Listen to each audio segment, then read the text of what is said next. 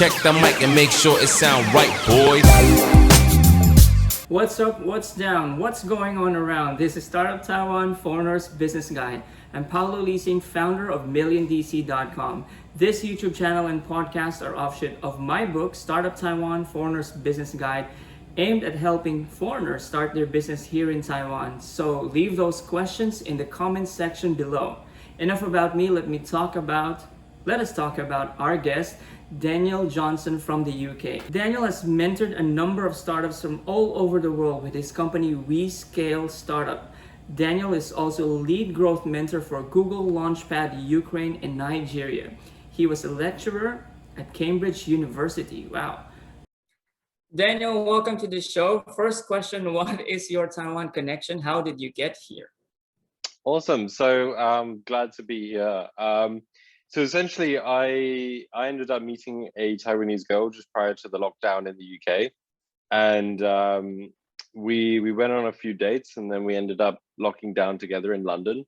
And I remember thinking to myself, this will be, we'll be locked down for a couple of weeks, and then about 6 months later, we're still in lockdown, still stuck at home, and it was always my girlfriend's intention to move back to Taiwan. And now she was like, we went on a walk one day and she was like, hey, do you want to come back to Taiwan? And I was like, sure.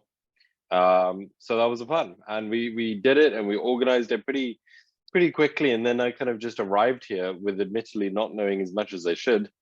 And yeah, it was kind of my responsibility at that stage to sort of figure out what's going on. What do we need to do? Like, what's the culture over here, what's different, what's unique.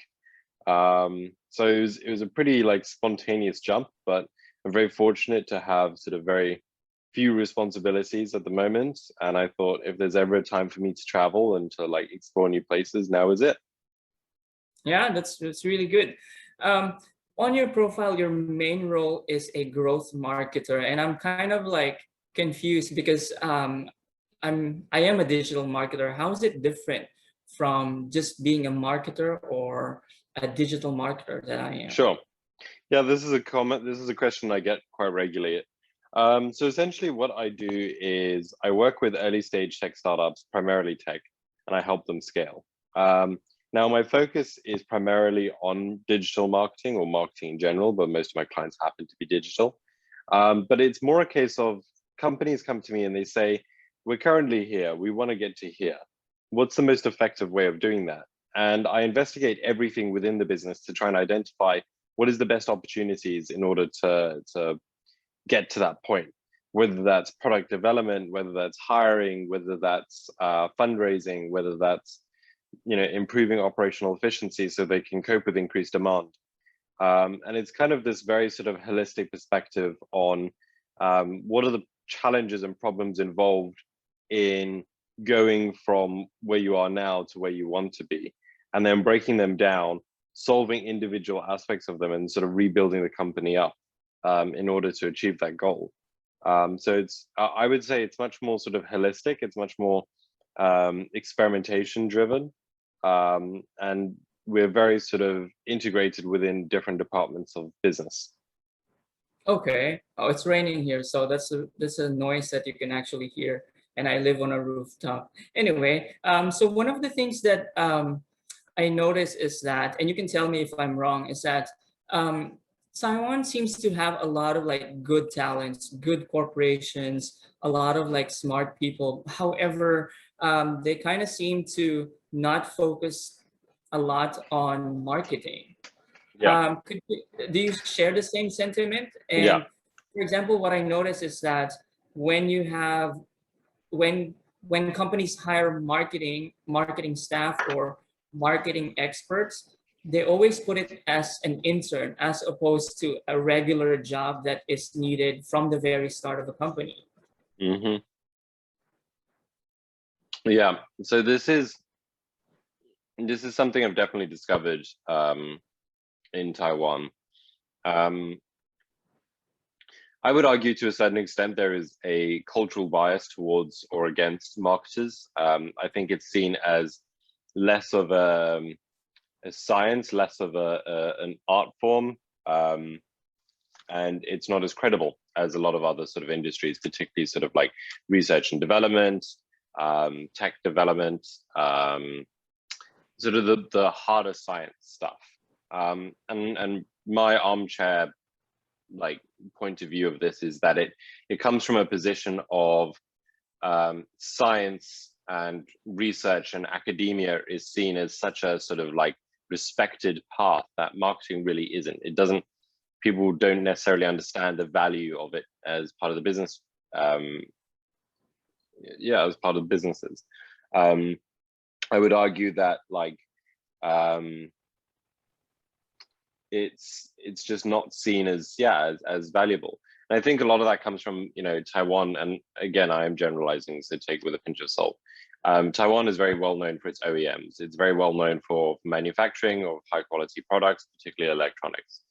But it's not very well known for brands that go internationally. I mean, sure, you've got Asus, for example, but the amount of people who even know that Asus is Taiwanese is very few.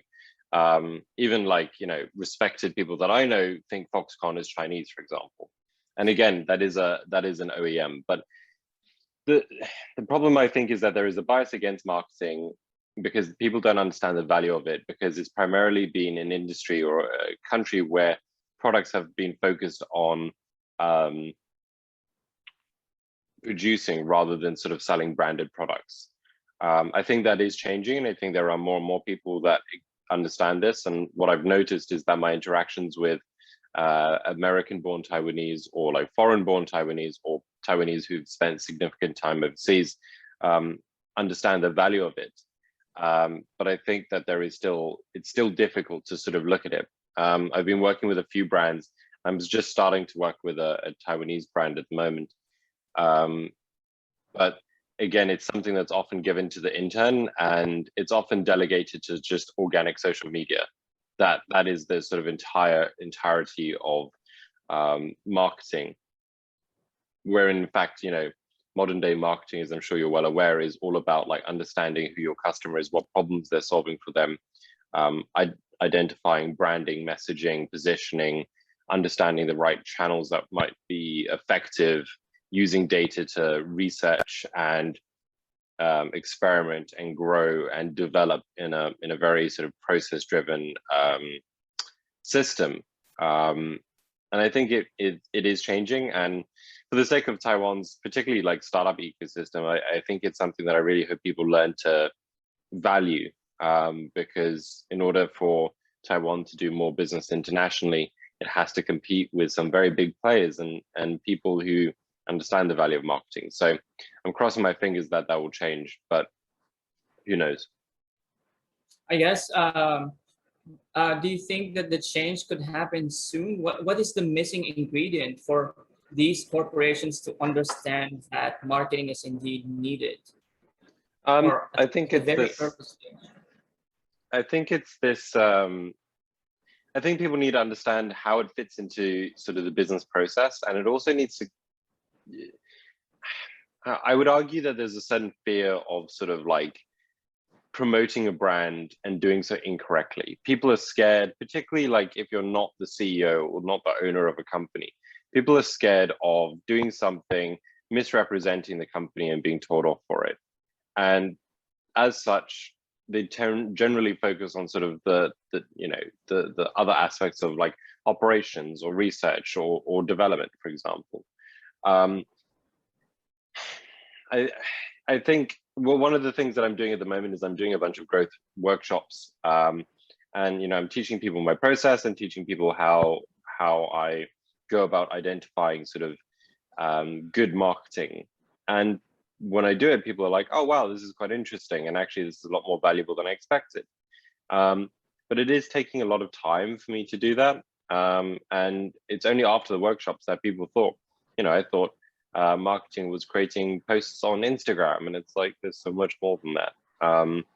And it's so sort of domain specific and business model specific.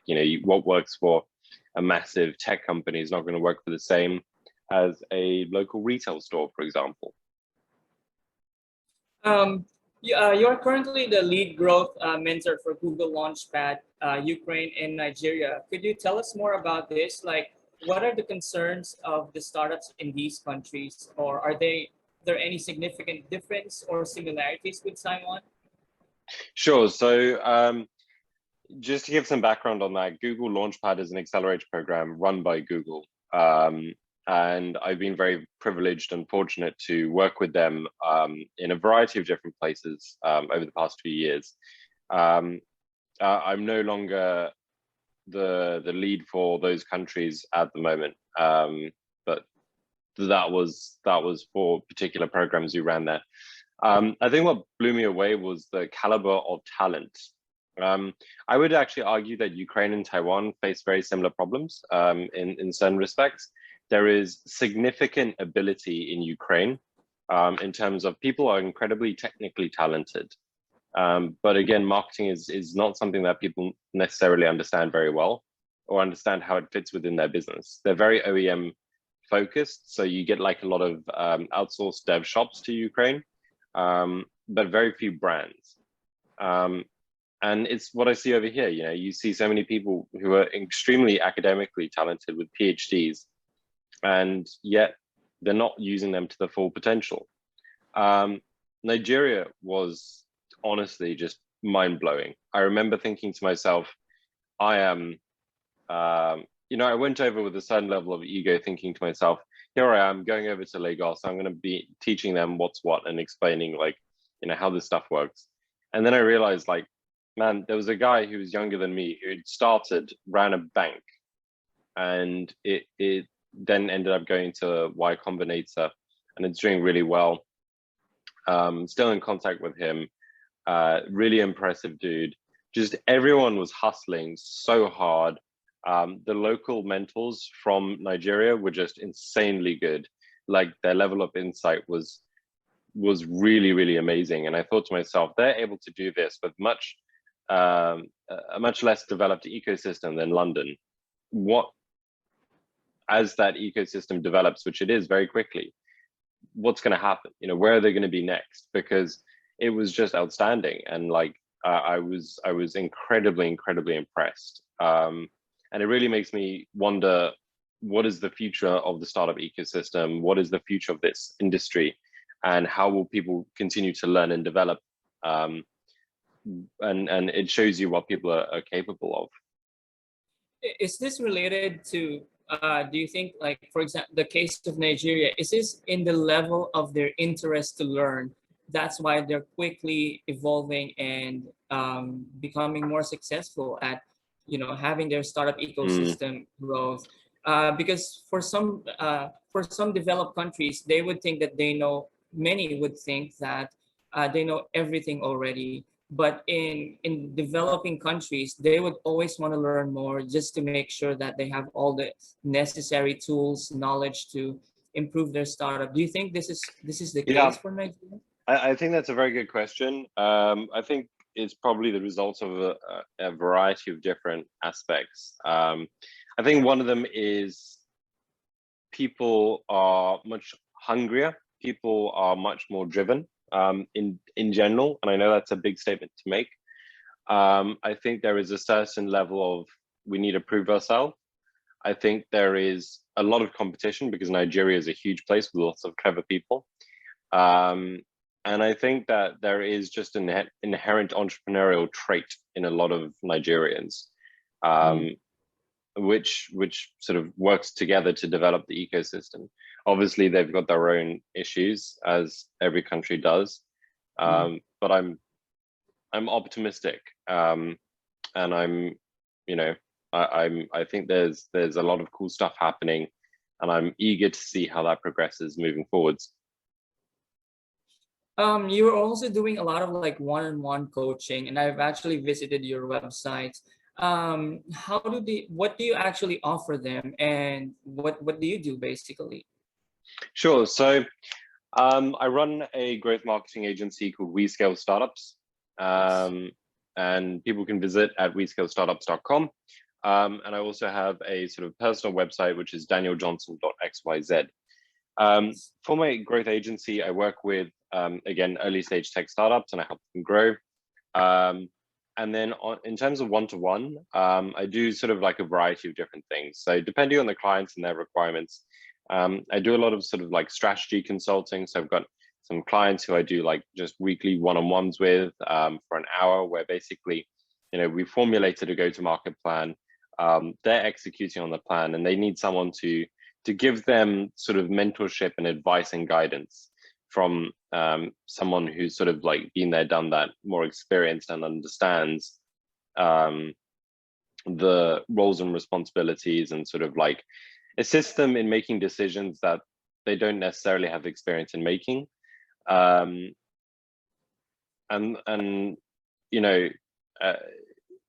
I think that can be very valuable. I also think that it can be kind of difficult. Sometimes I take positions as sort of like a non-executive director, depending on, again, the client. And then sometimes it's just sort of execution. I tend not to do too much sort of direct execution myself. It's more sort of project management, and I work with my team to help sort of help companies grow. So it kind of varies depending on the company, the role, the time, that kind of thing. You've also lectured at Cambridge University. How was it? Well, what did you teach? So I did some talks on essentially startup marketing for MBA students. That was a really great opportunity. I've worked with Cambridge, Southampton, and a bunch of unis, Exeter, Bristol, and a few others, and the University of Den Haag in the Netherlands. And I think there's more that I can't remember off the top of my head. I love lecturing. I never went to uni myself. I'm not a graduate. My grades were awful. But what I offer is this ability to sort of provide contextual, practical experience to people's theoretical knowledge. The Cambridge talk was particularly interesting because it was really insightful, sort of understanding how people who were very academic didn't necessarily have the practical skills. And I remember going in feeling quite sort of imposter syndrome-ish, thinking to myself, here I am going into one of the world's leading universities, speaking to MBA students, arguably a very sort of prestigious postgraduate degree. And who am I, who basically failed school in order to go talk to them. But I remember leaving feeling like I was able to offer people some real like valuable advice, and that made me very happy. And I think it's always fun, and it's always sort of interesting because I am fairly young, and I think people can understand that actually, like, you don't necessarily need the qualifications in order to sort of go out and do your thing. I'm not saying that everyone should take the same path as me, but I'm saying that there is a lot to learn from practical experience, from making mistakes, of which I've made so many, in order to get to this position. So I really enjoyed that, and it's something that I would love to do more and more, and hopefully I can do that in Taiwan at some point. Yeah. So this next topic is something that's close to my heart, and I'm sure you've seen me posts on social media asking for some experts who could give light on this next topic. I've seen in your LinkedIn profile that early on in your career, you've actually volunteered and worked on a number of projects that talk about the mental wellness of every individual. In fact, you also co-founded an app about mental awareness, or sort of like emotional fitness game. What's the motivation behind that? Yeah, so mental health has been something that's very close to my heart. It's something that I've definitely struggled with significantly over the years, particularly when I was younger, and in fact still do to this day. I was very fortunate to have the ability to seek help, and I attended therapy for years. And honestly, it changed my life.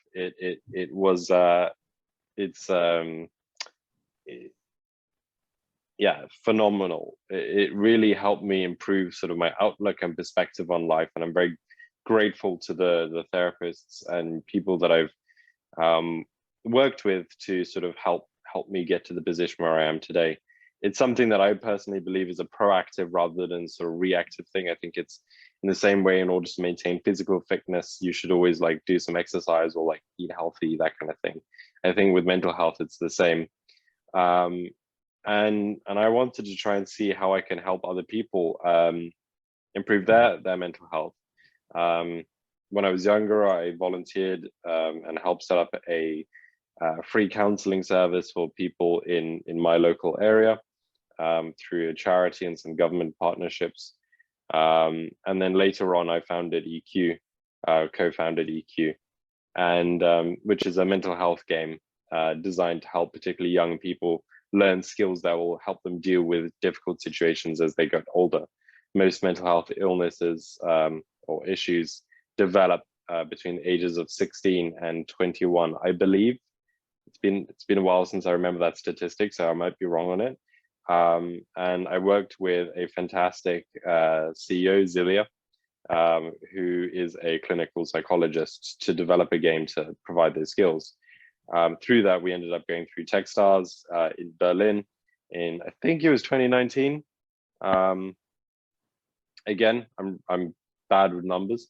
I have to write everything down, but that was a really great opportunity, and it was really fantastic getting great feedback from people who'd used the game and really sort of learned skills that have helped them later on in life. I'm no longer part of the company, but I still maintain a relationship with Zilia. The company's doing great. They're growing really quickly, and I have massive admiration and respect for Zilia and the rest of the team. I think it's something that is growing in awareness, and I wish it was more discussed, particularly in Taiwan. I feel like in the UK there is still definitely taboos, but it's much more socially acceptable. I feel like over here it's a difficult topic to talk about, which has led to some awkward conversations because I didn't realize that from a cultural perspective. So that was entertaining, to say the least. The reason why I also bring this topic up is also for foreigners who are here, especially now we're experiencing a wave of COVID. It's not statistically the worst compared to how the world is performing. However, it for founders like me, like you, it's really tough to put up like a facade that you're actually strong whenever you go out, because venture capitalists really won't like these kinds of people. They want people who show strength. Every time you talk to them, you have to be confident, you have to be strong. But inside us, we have a lot of like things to think about. And hopefully this kind of like discussions will be a start to, to open up about mental health and making sure that everyone is aware of these kinds of stress that founders are experiencing. Yeah, I agree. I think just to add on to that, though, I would argue that part of the strength and resilience that VCs, investors want to see is the ability to be courageous and vulnerable, and to be able to say, like, you know what, this is a difficult, challenging time. Running a startup is, man, it's not an easy path. It is emotionally draining. It is stressful. It is tiring. It is it's a very difficult process. And I think that actually you have to be very conscious of your mental health when starting and running a startup, because it's a lot of work. The chance of startups working is very slim. There's massive pressure from multiple stakeholders and from yourself. And, I think there's a certain extent where, if you're working for a company, sure, you're going to be emotionally involved to an extent. But when it's your own baby, when it's your own startup, you're emotionally tied to the success or failure of that. And in order to deal with that, you have to be very understanding of who you are. You have to sort of like deal with your emotions fairly well, or like learn to accept that it's going to be a stressful process. And I think VCs are increasingly seeing that. Mm-hmm. Going back to your app, is there any practical advice, but very all the time neglected to keep everyone's mental health stable? I'm not a psychologist, so again, take this with a pinch of salt. But there are a few things that have worked very well for me personally. So there's, first of all, get therapy. I think most people, even if you're fine, it's the same way that, you know, if I walk across the leg, if I walk across a road over here and I get hit by a scooter, for example, I'm going to go to the doctor. You know, my arm is dangling off, I'm going to be like, you know what, I want to go see a doctor, I want to get this sorted out. I'm not going to man up about it.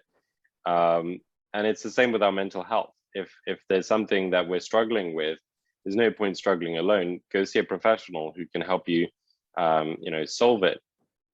Secondly, don't be afraid of seeking help from friends and family and those that care about you. One thing that's really helped me is mindfulness, meditation and mindfulness. And these are very accessible with apps like Headspace and Calm. That's had a significant improvement in terms of my quality of life and dealing with stress and pressure. And also something that I do on a daily basis now is I have a diary and I write in a diary. And this personally works really well for me. And I have a diary that no one else, not my girlfriend, not my doctor, I mean, maybe my therapist, but that gives me the freedom to be really open and honest about how I feel about things. And that gives me the space to emotionally decompress. And also just taking time for yourself. I think there's a certain hustle mentality in startup culture that requires us to be seen as these sort of hyper productive, grinding 24/7, but it's not sustainable. That's not how humans work. And it's important that we take time out for ourselves. You know, I work pretty hard during the week. I work like, you know, 14, 15-hour days. And this weekend, for example, I watched 6 movies. And I'm very like happy to do that because it requires, you know, it gives me the opportunity to like not work and decompress. Ideally, I would have, I don't know, gone for a cycle. Or the gym, for example, massively helps me, hugely helps me. But find what works for you. Don't be afraid to seek help. I would strongly encourage people to investigate mindfulness as like a daily activity in the same way that just sort of physical exercise, you know, physical health requires exercise. Same with mental health. I think people assume that it's sort of this reactive thing as opposed to this proactive thing. Okay. So let's have like a fast round. So this is basically you just have to tell me what comes to your mind first. Yeah? Mm-hmm. So what's your daily breakfast? My daily breakfast, it's a smoothie. I have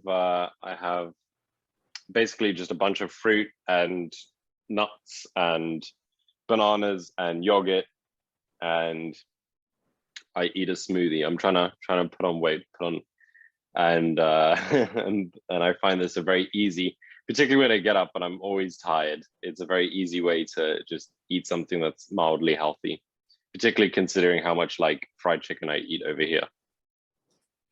Show that you're currently watching on Netflix.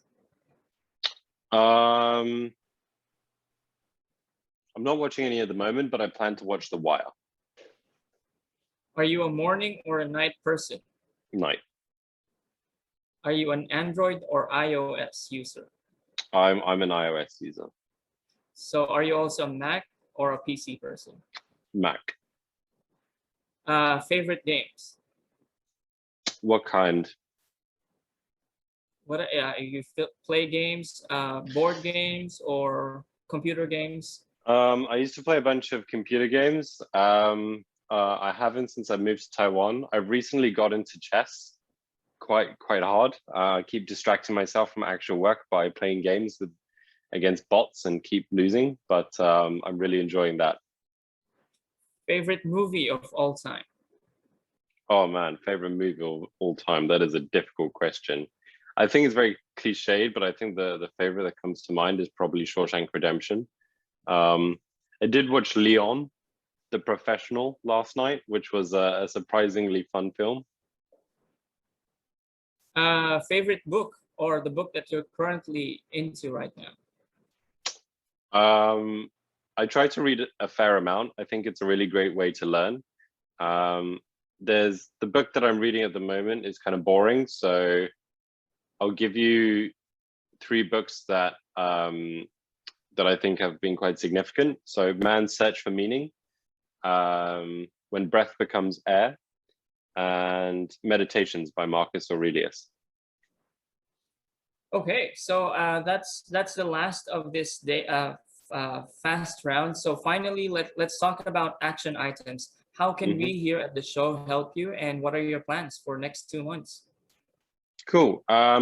So I'm always looking to connect further with the startup community and learn more about who's doing what.